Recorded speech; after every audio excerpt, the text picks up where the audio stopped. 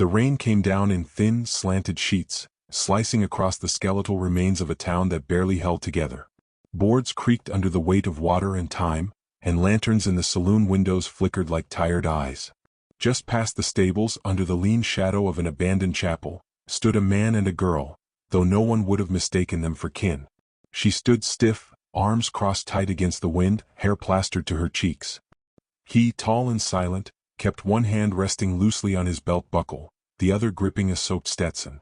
$2, slurred Doyle Madsen, eyes bloodshot and teeth yellowed with rot. She don't talk, don't listen. Born wrong. Good for chores maybe. Ain't worth more. Silas Creed said nothing.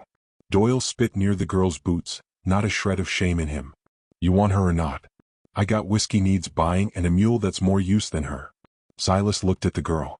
16, maybe 17. Her face was too still, too guarded. She didn't fidget.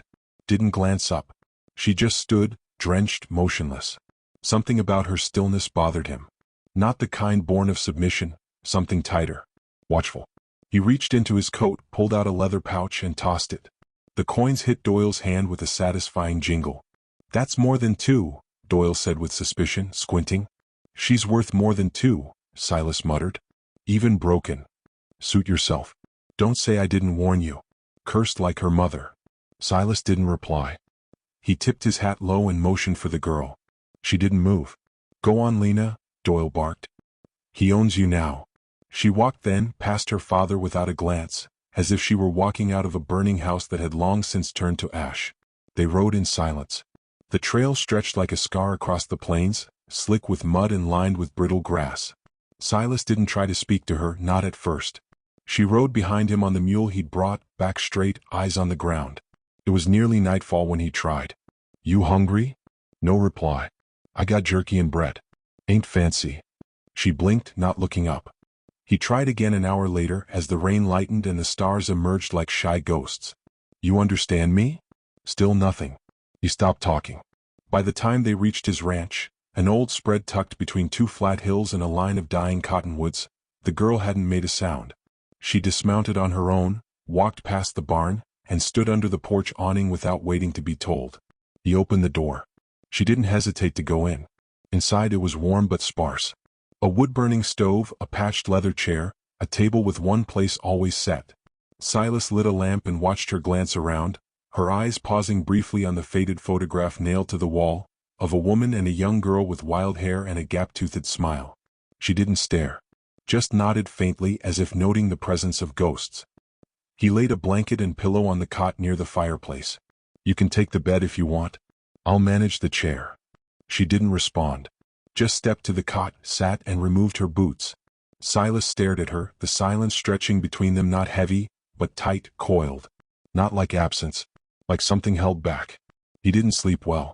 In his dreams, thunder split the sky, and the cries of his wife echoed through the walls. He woke to silence and a chill. Lena sat near the stove, already dressed, her face illuminated by firelight. She wasn't staring into the flames. She was watching the window like someone expecting trouble to come knocking. She startled when he shifted in the chair, but only slightly. Enough to tell him she wasn't deaf. Not fully. Over the next 2 days she moved through chores like she'd always been there. She swept floors, mended fence lines, mucked out stalls. She didn't smile. Didn't frown. Just worked. Efficient. Quiet. Silas watched her rake hay in the barn, eyes flicking now and then toward the loft when a pigeon cooed too loud. She heard it. He was sure now. But she said nothing. Responded to nothing. Old Buck, Silas's longtime ranch hand, showed up on the 3rd morning. Grizzled, wiry, with a limp from a rustler's bullet years back. Who's the girl? He asked, chewing on a stem of grass. Her name's Lena. She talk? No. Buck squinted. Deaf. That's the word.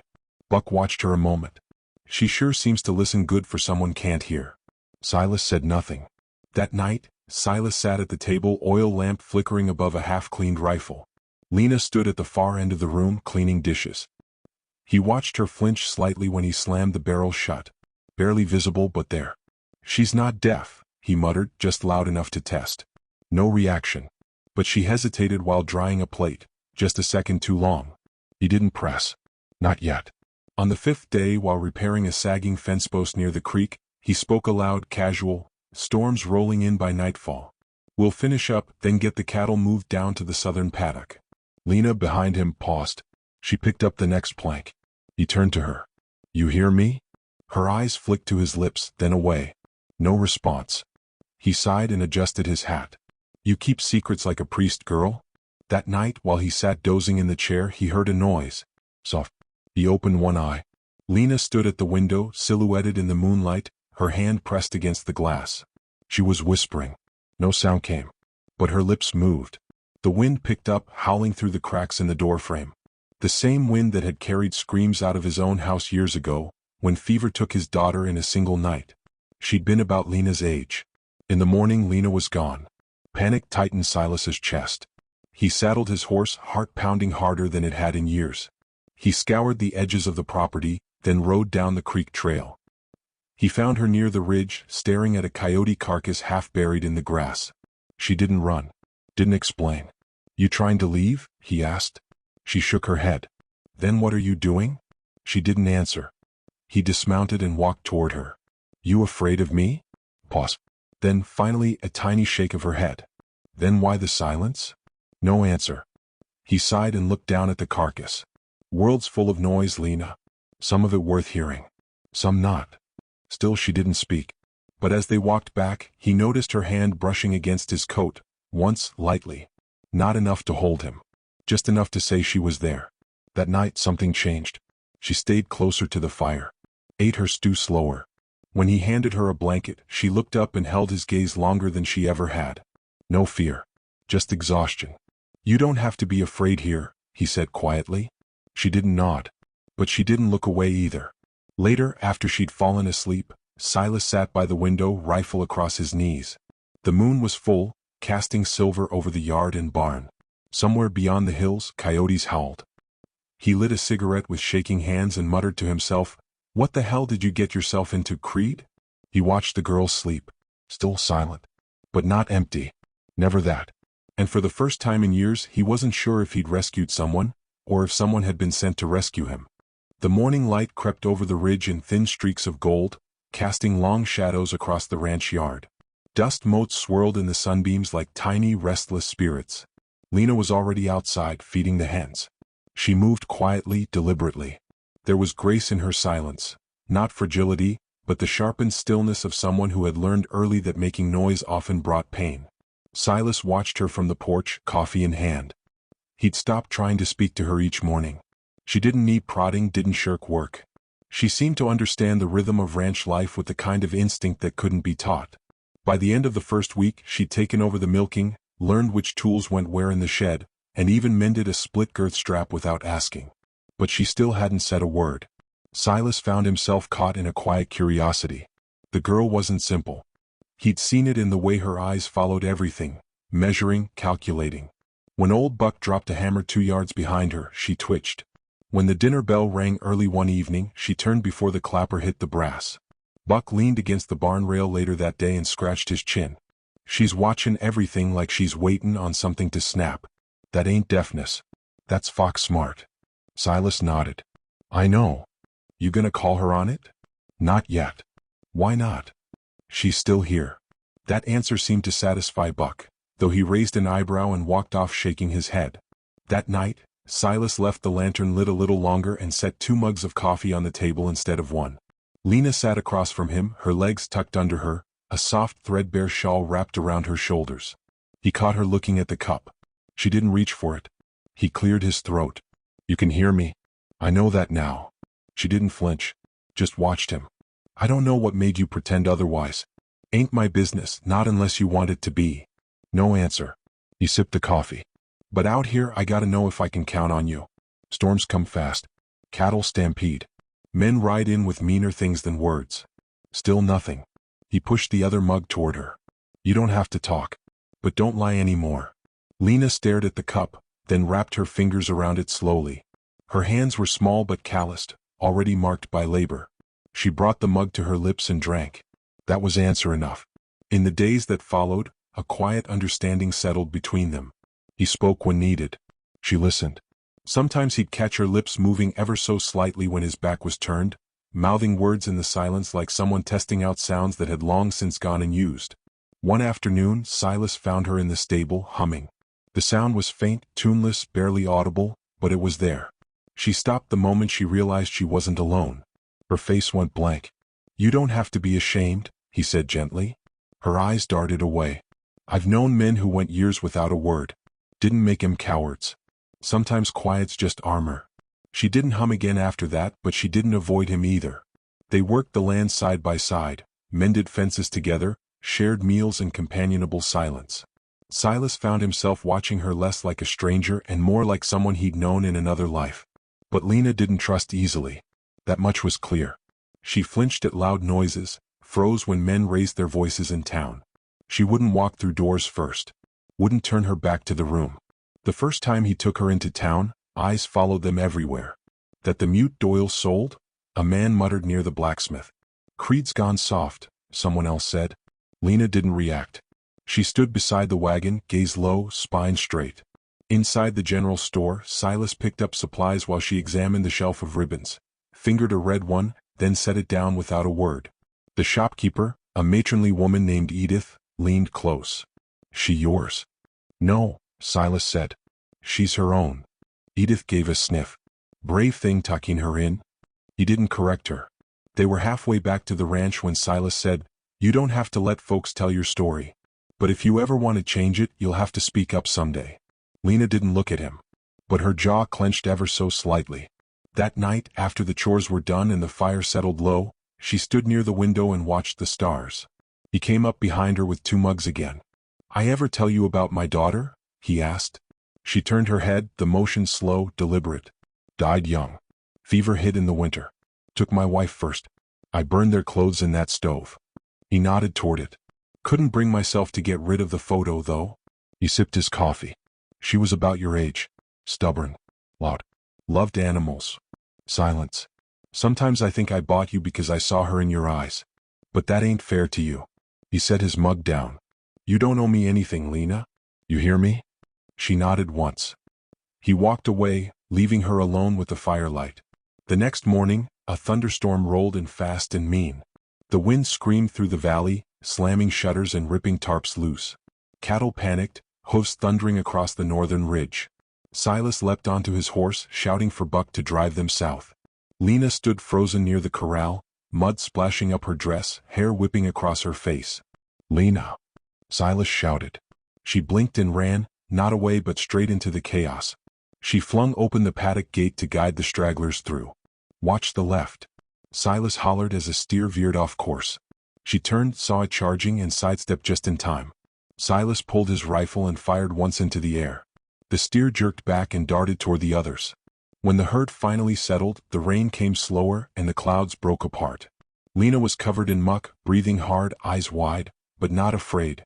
Silas dropped from his horse and walked over. "That was good thinking." She nodded. Then, to his surprise, her lips parted. "I'm not deaf." The words were hoarse, cracked like dry earth. She coughed and looked away, cheeks flushed with effort. "I know," he said softly. "I just couldn't speak." He didn't press. She looked at him then, really looked. "I didn't want to be heard. Not by him. Not by anyone." Silas nodded. "You don't have to explain." "I want to now." He waited. She didn't continue. Not yet. But her words hung there, fragile and shimmering. The dam had cracked. That night, she sat at the table without being asked. Ate slowly, as if relearning the motion of sharing space. Silas poured coffee for them both. They sat in silence again, but this one was different. Not a wall. A bridge waiting to be crossed. When the fire burned low and the wind outside had gentled, Lena looked up from her mug. "I don't know what comes next." Silas folded his hands. "Next we keep going. One day at a time." She didn't smile. But her face eased, and for the first time since she'd arrived, she looked like a girl who might believe in something other than fear. Outside the night was quiet. No coyotes. No wind. Just the soft breathing of the land. And in that silence, something new began to take root. Spring crept in with a cautious warmth, softening the ground and brightening the hills with scattered blooms. The ranch, once silent but for hooves and wind, now echoed with small sounds: boots on boards, a girl's laughter when startled by a stubborn goat, the steady rasp of a saw through cedar. Lena still didn't speak often, but when she did, it was deliberate. She chose her words like someone selecting stones to cross a river, each one needing to hold her weight. Silas noticed how her voice came easier now, though never without effort. He also noticed how she still turned her head at sudden noises, eyes narrowing in reflex, lips tight. There were wounds that didn't scab over just because the bleeding had stopped. But she was healing piece by piece. He'd catch her talking to the animals sometimes, quiet things, half whispers. To the mare in the north paddock, she'd murmur stories while brushing down her flank. The dog, a mutt with half a tail and crooked ear, followed her everywhere, earning scraps and one-word commands that grew less timid by the day. She had started keeping a journal too. An old notebook Silas gave her after finding it in the loft, mostly blank except for some old weather records. She filled it with single lines, sketches, and things she didn't say aloud. He never asked to see it. Some things weren't meant to be spoken, and he had his own ghosts tucked into old saddlebags he never opened. Then came the knock. It was mid-morning, sun-hot already, when Silas opened the door to find Doyle Madsen standing there, hat in hand and stinking of sweat and cheap cologne. His face bore fresh bruises, one eye swollen like a fruit left too long in the sun. He smiled through cracked lips. "Heard you took her in," he said, glancing past Silas toward the shadowed room inside. "My little girl." Silas didn't move from the doorway. "She's not yours anymore." Doyle chuckled low. "Now, see, I never signed no paper. And there ain't no law says a man can't reclaim his blood." "She's not a calf," Silas replied, voice flat. Doyle's expression hardened. "You got her playing house now? Whisperin' in the fields like some mute spirit? Bet you thought she was broken. Turns out she just needed the right kind of man to keep her still." Silas stepped forward once, close enough that Doyle lost half a step. "Leave. You think I came out here without knowing what's mine?" Doyle's grin twisted. "She's a liar, Crete. Always was. Fake the deafness. Fake being dumb. What else is she lying about? She's not lying now. She's not talking much either." Doyle leaned around him, raising his voice. "Lena. Come out here, girl." Silas moved fast. One hand pushed Doyle back against the porch rail. The other settled on the grip of his revolver. "I won't ask again." Doyle stared him down a moment, jaw tight. Then he laughed. Fine.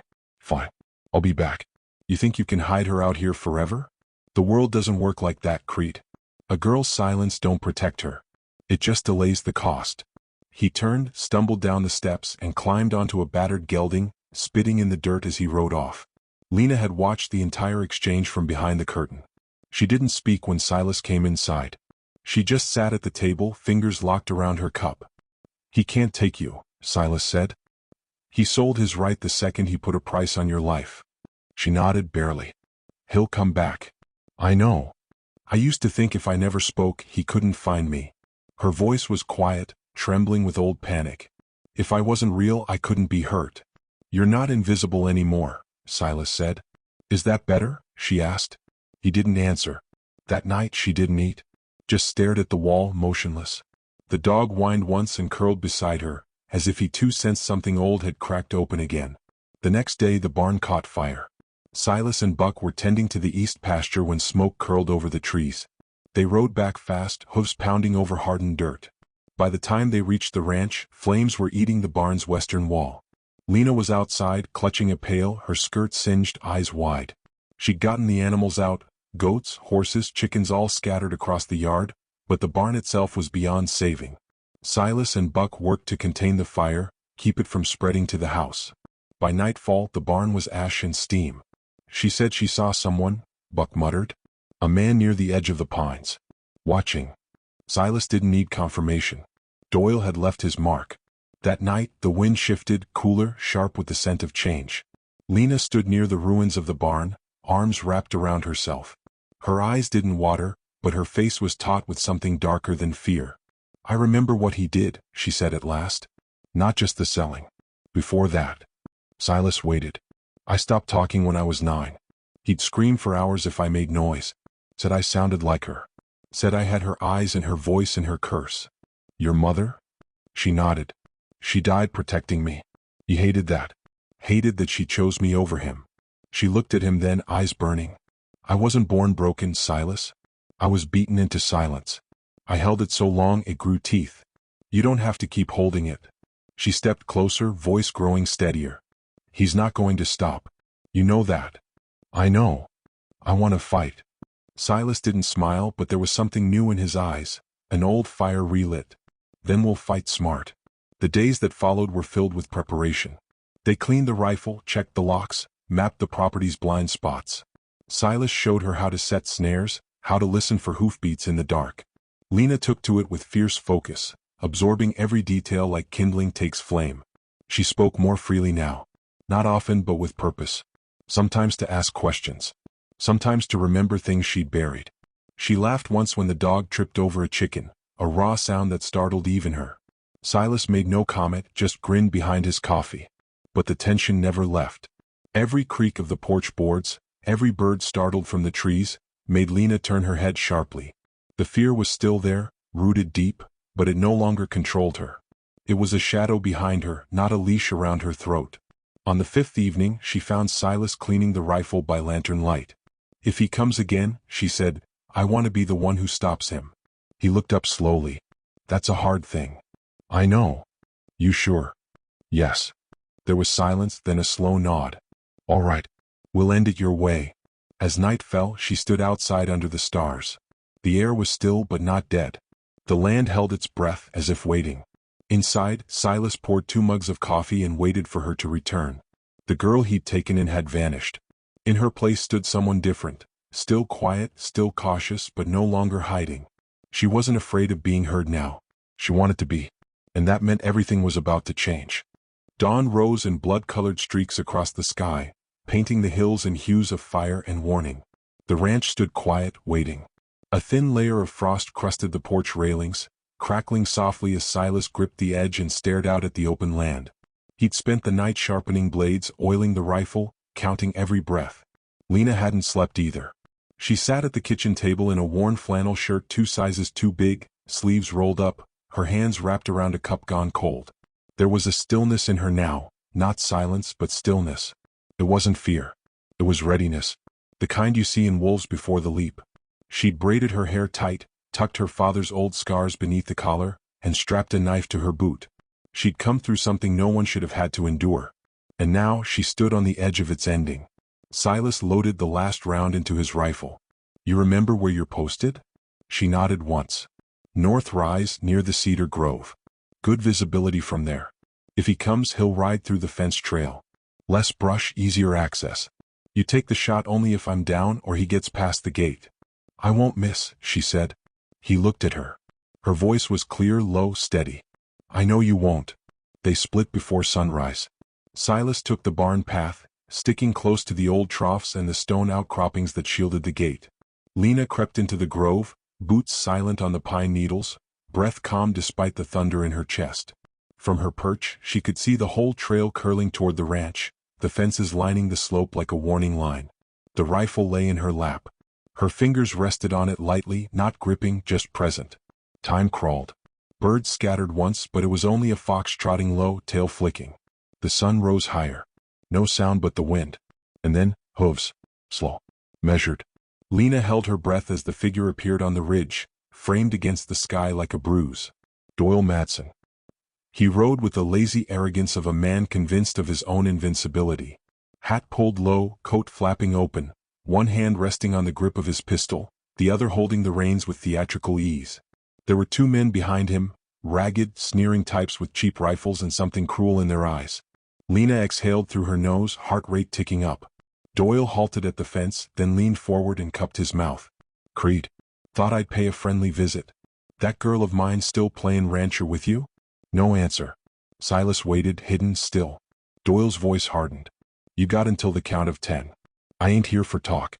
I'm here for what's mine. Lena's finger tightened on the trigger. She counted the men's shadows, tracked the distance, watched how the wind bent the grass. 1, Doyle barked. Silas stepped out from cover. That's far enough. Doyle grinned. There's the hero. Still think you're the savior in this story? You come 1 step closer and I'll put you in the ground. You think I'm scared of a tired old man who bought a broken girl for pocket change? Doyle dismounted, slow, like peeling off a lie. His henchman followed, fanning out. Silas didn't blink. She's not broken. And she's not yours. You don't get to say that. Doyle spat in the dirt. She's my blood. And blood remembers. Behind him, one of the men raised his rifle. Lena exhaled, focused, and fired. The shot echoed like a thunderclap. The man spun and collapsed, rifle clattering beside him. The other ducked and returned fire, but wildly. Bullets thudded into dirt, whined past trees. Silas dropped to a knee and fired twice. One shot caught the second man in the leg, the other knocked him flat. Doyle dove for cover behind a stump. "You trained her to shoot?" he screamed. "You turned her into a killer." Silas shouted back, "She trained herself. She just needed someone to give her a chance." Doyle fired blind, missing by a mile. "She's a liar. A mute little snake. I should have drowned her when I had the chance." Lena moved now. Sliding down from the ridge, boots silent, heart hammering. She flanked him from the left, where the slope dipped near the dry creek. He didn't see her coming. Silas kept talking, voice low, deliberate, drawing Doyle's attention. "You're not walking away from this." Doyle barked a bitter laugh. "You think you get to be the one who ends it? You don't even know what she really is. I know she's stronger than you." Behind him, Lena stepped from the brush, rifle raised. Her voice cut the air, sharp and clean. "Turn around, Doyle." He froze, slowly turned. His eyes widened when he saw her. Not the girl from the shack. Not the silent shadow. But a woman holding a gun steady in both hands, gaze leveled. "You think silence meant weakness," she said, her voice trembling only slightly. "You thought if I couldn't scream, you could pretend I didn't suffer. You don't get to talk to me like that," he hissed. "You're nothing without me. You think that man saved you? He just gave you another cage." "No," she said. "You were the cage. He gave me the key." Doyle lunged. Fast. Desperate. The rifle cracked. The shot hit the ground an inch from his foot. Deliberate. He froze, panting. Lena stepped closer. "I could kill you right now. For every night I went unheard. For every word you crushed in my throat." "Do it," Doyle growled. "You don't have the guts." She lowered the rifle. "No," she said. "I have something better." She turned to Silas. "Tie him up." He moved in, keeping his gun trained, rope already slung over his shoulder. Doyle didn't resist. The fight had drained from him like liquor spilling out of a cracked bottle. They dragged him into town that afternoon. The sheriff raised both brows. "Well, I'll be damned. Brought in by a girl I was told couldn't talk." Lena didn't smile. "You let him sell me?" The sheriff shifted, uncomfortable. "Didn't know what he was. You looked the other way. Like everyone." She dropped Doyle's revolver on the sheriff's desk. "Not anymore." Word spread fast. People stared, whispered, but no one laughed. No one sneered. That night, the ranch was quiet again. The stars blinked wide and clean above them. Lena sat on the porch, legs tucked under her, watching the land as if it had finally said something worth hearing. Silas brought her a mug of coffee. "You did what I couldn't." She looked at him, her eyes softer now. "I didn't win today. I ended it. That's enough." She sipped her drink, then added, "For now." Silas tilted his head. "You think there's more out there?" "There's always more." She stood, stretching slowly. "But I'm not running anymore." The wind shifted, warm and alive. The land breathed easier.